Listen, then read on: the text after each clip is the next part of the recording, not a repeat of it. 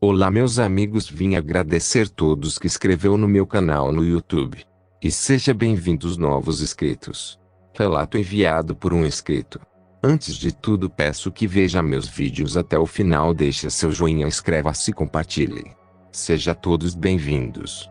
Rumo a 10 mil inscritos. Relato de inscritos, corri até sangrar os pés. Poço Redondo, Sergipe, 1997. Meu nome é Ivan. Em 97, eu trabalhava numa padaria dessas de vila pequena, que o pão sai do forno ainda no escuro. Acordava todo dia às 2 e pouco da manhã para me deslocar até lá e fazer a massa. Era minha rotina. Ninguém andava na rua nessa hora, só eu e o barulho do meu chinelo batendo na terra seca. Naquela madrugada, saí de casa com a mochila no ombro, indo pela estradinha que corta o fundão da vila. Era o caminho mais rápido. Tava escuro, mas eu conhecia cada curva. No meio do trajeto, ouvi um barulho vindo de trás. Passo descompassado, pesado. Achei que era alguém vindo na mesma direção. Quando olhei por cima do ombro, vi um vulto no meio do caminho. Mas era muito grande, muito alto, e vinha torto, como se o corpo estivesse pendendo para os lados. Eu não esperei mais nada. Corri. E corri como nunca tinha corrido na vida. O som atrás aumentou. Ele vinha. Tentei cortar por um matagal, mas só consegui me ralar todo. Vi uma estrutura abandonada, daquelas construções velhas da prefeitura que nunca terminaram. No meio do chão de cimento rachado, tinha uma caixa de inspeção de esgoto, daquelas antigas, sem tampa, meio escondida por capim. Era funda e estreita, mas dava para mim. Me joguei com tudo. A queda foi seca. Meu braço bateu direto na parede e estalou. O grito veio sozinho, mas abafei na hora. A dor era absurda. O braço inchando na hora, pendurado. O buraco era justo. Apertado. Tinha uns canos entupidos no fundo, barro velho e cheiro ruim. Mas eu me encolhi do jeito que dava. A criatura parou em cima. Ele não cabia. E por isso eu tava vivo. Eu vi as pernas tortas. Os pés pareciam mão. As unhas arranhando o concreto como se fossem faca. A coisa fungava, farejava, dava pra sentir que sabia que eu tava ali embaixo. Tentava enfiar a mão, arrancar pedaço da borda. Mas depois de um tempo, foi embora. O som sumiu. O peso também. Silêncio. Eu fiquei lá quieto, tremendo, com medo até de respirar alto. Esperei. E esperei mais um pouco. Subi devagar, com muita dor. Botei só a cabeça pra fora. Nada. Saí engatinhando, olhei pros lados, o coração já mais calmo. A roupa rasgada, o braço pendurado. Pensei, ele foi embora. Acabou. Foi nessa hora que ele voltou.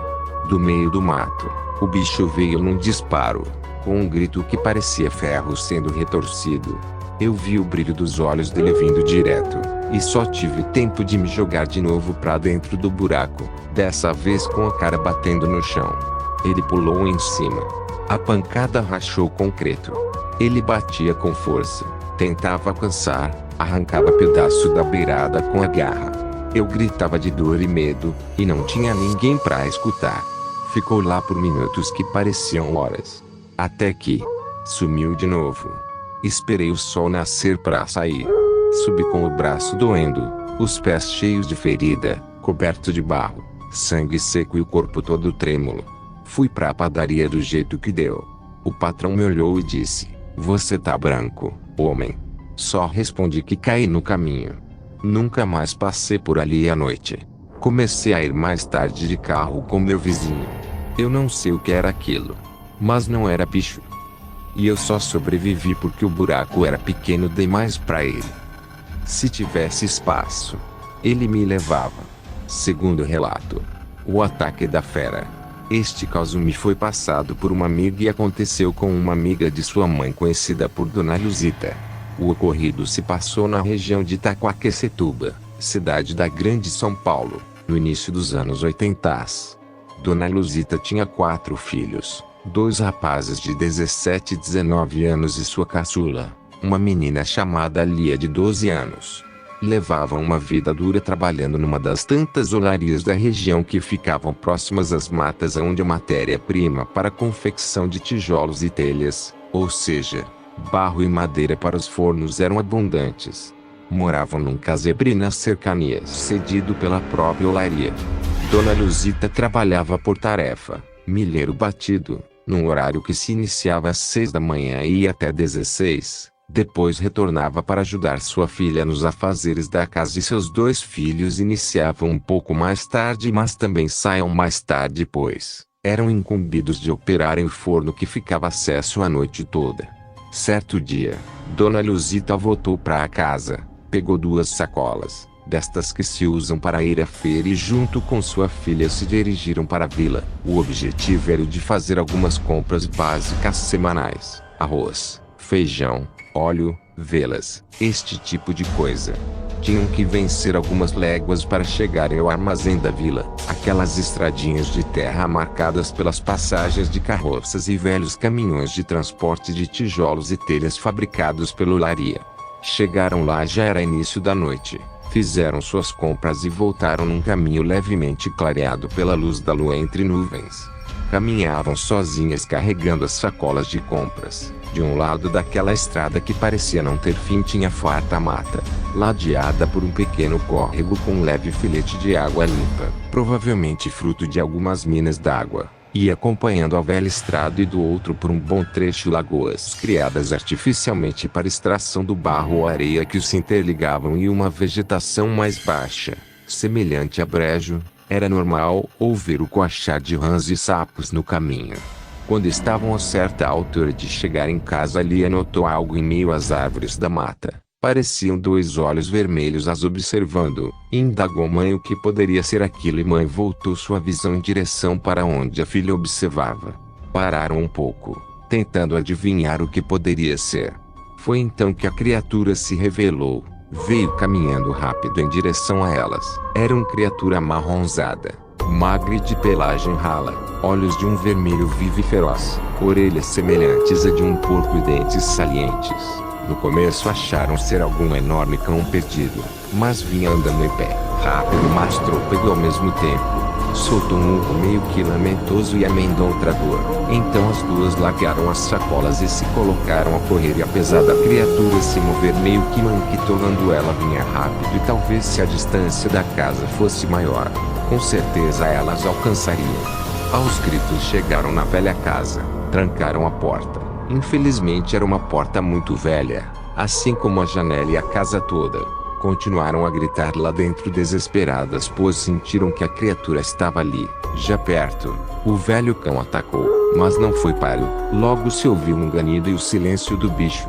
A fera chegou de maneira brusca, se bateu contra a porta que esfarelou e então entrou na casa. Não tendo saída e desesperadas, as 2 nem tinham mais forças para gritarem. Dona Luzita pegou aquele pedaço de ferro de atiçar as brasas do fogão de lenha para tentar se defender daquela figura diabólica que neste instante se curvou para trás de dor ao sentir uma violenta paulada desferida pelo filho mais velho dela, que já estava voltando do trabalho e ouvir os gritos. Correu o mais que pôde e ao chegar se armou de um rústico mas firme cabo de enxada que se encontrava ali no terreiro. Entrou rápido e desferiu o golpe, seguido de outro e mais outro. Uivando de dor, a fera se lançou contra a janela, vindo a quebrar-se, e caiu no terreiro. Seu irmão e outros olheiros que também chegavam naquele momento ao local levaram um susto ao ver tão dantesca criatura e atiraram muitos paus e pedras no bicho, que fugiu cambaleando para o mato, sumindo em direção à mata. Alguns mais afoitos queriam perseguir a fera, mas outros mais comedidos diziam não ser boa ideia. A visibilidade em área aberta já não era das melhores, quem dirá no meio do mato fechado. Seu filho mais novo e mais alguns voltaram algumas centenas de metros na estrada e recuperaram as sacolas deixadas para trás por sua mãe e irmã. Enquanto isto, os que ficaram consertaram a porta e janela, e então as pessoas se retiraram para suas casas. Foi dito dias depois que em uma olaria algumas léguas dali um homem matou um ser similar, flagrando-o tentado entrar em seu pequeno galinheiro. Descarregou sua arma no bicho e, espantado, viu a criatura se transformar em um oleiro daquela região. Uma pessoa avessa a conversas e amizades e que vivia sozinho num casebre daquela olaria. Terceiro relato. O que aconteceu comigo eu nunca esqueci porque foi tão perturbador, só eu sei o tormento daquela noite. Era sexta-feira santa. Eu tinha 8 anos de idade. Meus pais estavam separados, e nesta dia meu pai foi nos visitar. Eu fiquei super feliz de vê-lo porque mesmo estando recente a separação, eu gostava quando ele vinha nos ver pois ficava dias e dias sem nos visitar de novo. Ele acabou nos visitando indo embora já tarde da noite, sendo que quando ele saiu eu não vi, porque já estava dormindo. Quando eu acordei já era mais de meia-noite e vi que a luz do apartamento todo estava apagada. Silêncio total. Concluí com uma certa tristeza que meu pai já tinha ido embora e eu nem vi. Naquela época minha mãe sempre dormia no sofá da sala, talvez porque não quisesse encarar a separação e ver que a cama de casal ficaria espaçosa só para ela. E eu e minhas irmãs dormíamos juntas no chão do quartinho ao lado da sala. Na certa eu caí no sono e minha mãe e meu pai me puseram lá para dormir. Bem, resolvi aceitar o fato que ele já tinha ido embora e tentei dormir de novo. Minhas irmãs e minha mãe dormiam feito pedra e eu tentando pegar no sono, mas nada acontecia. Virava para um lado para outro e nada de ficar com sono de novo. Morávamos em um apartamento no primeiro andar de frente para a rua, e naquela época à noite quase ninguém ficava na rua de madrugada, só de vez em quando tinha alguém chegando tarde de algum lugar. Mas noite de sexta-feira santa não, porque antigamente as pessoas tinham respeito por este dia e nem iam para as festas e bailes. Estava aquele silêncio lá fora, e eu tentando dormir. De repente, comecei a escutar do lado de fora, passando pela rua, barulhos como o trotar de um cavalo, mas que trotava bem devagar, mas mesmo assim eu podia ouvir o barulho do casco da pata batendo no chão. O barulho era contínuo com aquele trotar de cavalo devagar igual dos cavalos treinados, porém eu ouvia nitidamente o barulho do casco da pata bater no chão e tinha um certo momento que o barulho dava uma pausa mas logo em seguida continuava. O barulho da pata de cavalo ia passeando pela rua de frente da minha janela para lá e para cá. Ia de um lado a outro da rua, indo e voltando naquele mesmo ritmo, trotando devagar e dando uma pausa e continuando logo em seguida. Comecei a ficar cabreira com aquele barulho lá fora. Tentei dormir de novo para esquecer aquilo mas o sono não vinha de jeito nenhum. Olhava para minhas irmãs ao meu lado e minha mãe lá na sala roncando e ninguém nem se mexia, continuavam dormindo. E a pata de cavalo continuava, andando para lá e para cá. Parecia que queria chamar minha atenção e comecei a ficar assustada com aquilo. Afinal de contas o que um cavalo estaria fazendo ali àquela hora da madrugada? E nem existiam cavalos por perto. Era um conjunto residencial de apartamentos, ninguém tinha cavalo ali. Fiquei tentando não pensar naquele trotar lá fora mas era impossível. O cavalo ou sei lá o que era parecia que queria chamar a minha atenção. Então resolvi me levantar de junto de minhas irmãs e fui em direção da janela para espiar e ver o que era para tirar de vez aquele medo de minha cabeça. A janela do nosso apartamento era uma janela de madeira e tinha umas frestas horizontais que era possível ver um pouco a rua do lado de fora. Dava para ver os pés de uma pessoa passando, por exemplo. Enfiei minha cara nestas frestas horizontais e pude ver a rua deserta. De repente, lá veio o trotar das patas do cavalo.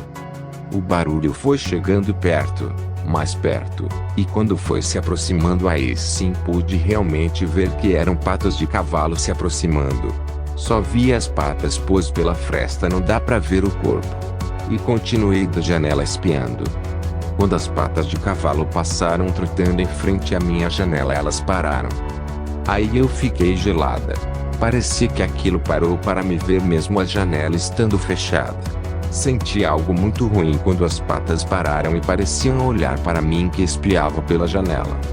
A pausa que o cavalo ou sei lá o que era fazia enquanto ficava andando de um lado para outro era justamente em frente à minha janela.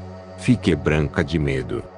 Eu saí correndo da janela, meu coração parecia que ia sair pela boca. Parecia que aquele coisa lá fora estava me vendo.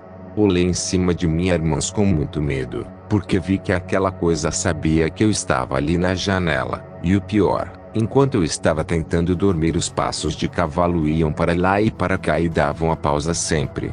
E pude ver com meus próprios olhos que a pausa era em frente à minha janela. Ou seja, aquilo sabia também que eu estava acordada ouvindo ela passar para lá e para cá. Eu suava frio e o trotar do cavalo foi aumentando, ficando mais forte e continuava passando pela rua de um lado a outro, e sempre parava em frente da minha janela. Eu rezava, tremia ao mesmo tempo, sacudia minhas irmãs e elas nem se mexiam. Minha mãe também continuava dormindo. Foi então que de repente bateram tão forte na janela, que parecia que queria arrombar ela. Alguém ou algo dava murros na janela, batia com tanta força que parecia que queria realmente derrubar a janela. Eu fiquei mais apavorada ainda porque acho que era aquela coisa que trotava, que estava andando lá fora, que ficou com raiva porque sabia que eu estava vendo ele pela fresta da janela. O trotar do cavalo continuava para lá e para cá, mas agora mais intenso, mais forte. Parecia que estava com raiva que eu estava olhando pela janela. E ao mesmo tempo, junto com o trotar forte do cavalo, as batidas raivosas que davam na janela, parecia que alguém estava com muita raiva batendo forte na janela, e aquilo fazia um estrondo enorme. Afinal era uma janela de madeira. E o mais incrível é que ninguém da minha família ouviu. Continuavam dormindo feito pedra. E esta bateção forte na janela e o trotar do cavalo continuou até quase amanhecer. Só depois disso eu consegui finalmente me levantar e ir até a sala perto da minha mãe.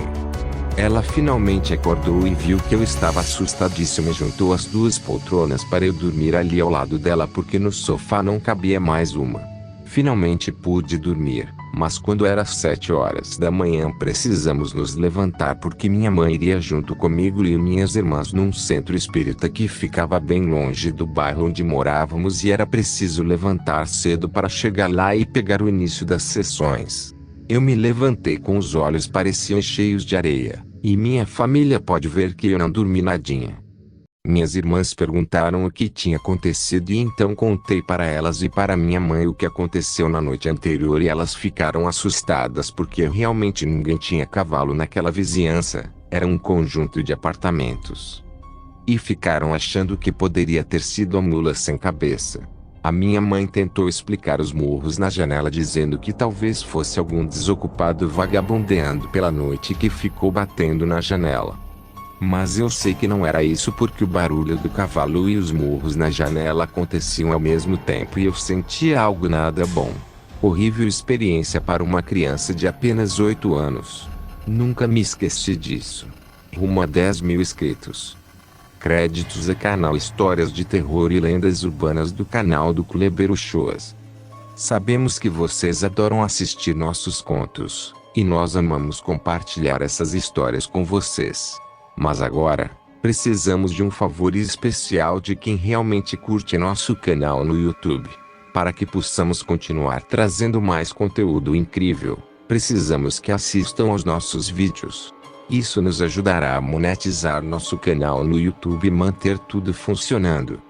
Então, se puderem tirar um tempinho para assistir, ficaremos imensamente gratos.